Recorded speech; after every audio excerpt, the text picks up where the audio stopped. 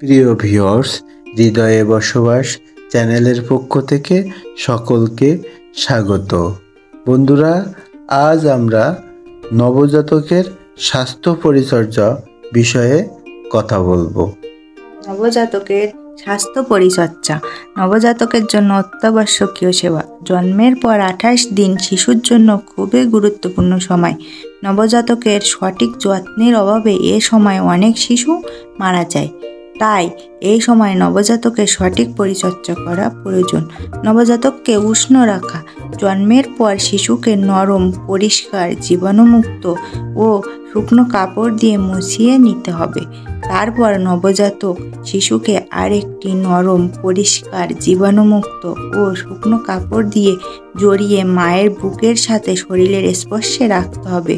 ফলে মায়ের শরীরের তাপে শিশু শরীরের তাপমাত্রা সঠিক রাখবে।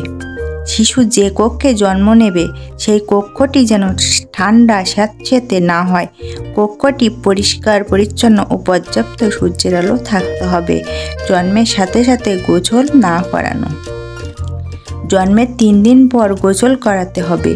জন্মের পর শিশুকে গোসল করালে ঠান্ডা লেগে নিউমোনিয়া হতে পারে, যার কারণে শিশুর মৃত্যুও হতে পারে।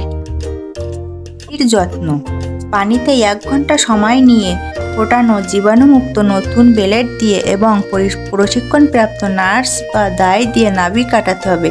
নাভি কাটার সাথে সাথে 7.1% ক্লোরোহেক্সিডিন দ্রবণ লাগাতে হবে। নবজাতককে জন্মের 1 ঘন্টার মধ্যে মায়ের বুকের দুধ দিতে হবে। গর্ভফুল পড়ার অপেক্ষা না করে জন্মের 1 ঘন্টার মধ্যে নবজাতককে মায়ের বুকের দুধ দিতে হবে। মায়ের বুকের প্রথম দুধ বা শাল দুধ খাওয়াতে হবে। এই দুধে রয়েছে শিশুর রোগ প্রতিরোধক ক্ষমতা। শাল দুধ ফেলা যাবে না। মায়ের বুকের দুধ ছাড়া শিশুর মুখে মধু, চিনির পানি বা পানি কিছুই দেওয়া যাবে না। এসব অত্যাবশ্যকীয় সেবা নবজাতকের অকাল মৃত্যু ও অসুস্থতা রোধ করবে। বন্ধুরা, আজ এই পর্যন্ত। আমাদের সাথে থাকার জন্য সকলকে ধন্যবাদ।